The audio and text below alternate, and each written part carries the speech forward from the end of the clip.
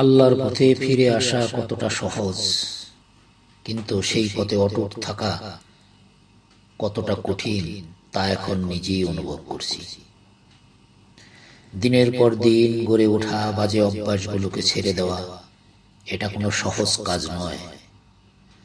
কখনো মনে হয় এসব ত্যাগ করতে গিয়ে আমি কি কিছু হারিয়ে ফেলেছি, কিন্তু আবার মনে হয় আল্লাহ যা কিছু নিষিদ্ধ করেছেন সেটার পিছনে তার সীমাহীন জ্ঞান আর রহমত রয়েছে। নিজেকে বুঝাই, দুনিয়ার সামান্য আনন্দের চেয়ে আখিরাতের শান্তি অনেক বেশি মূল্যবান।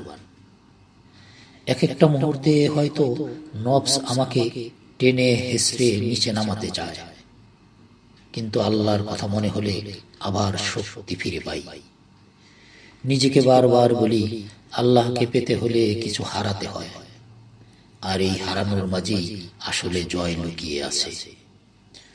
কঠিন সময়গুলিতে নিজেকে শক্ত রাখার চেষ্টা করছি।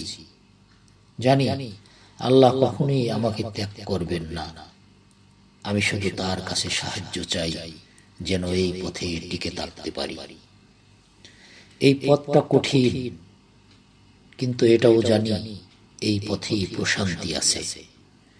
হয়তো একদিন সব কিছুই বদলে যাবে, কিন্তু আল্লাহর সন্তুষ্টি অর্জনের এই প্রচেষ্টা এটাই থাকবে চিরকাল, এটাই চিরকাল থাকবে।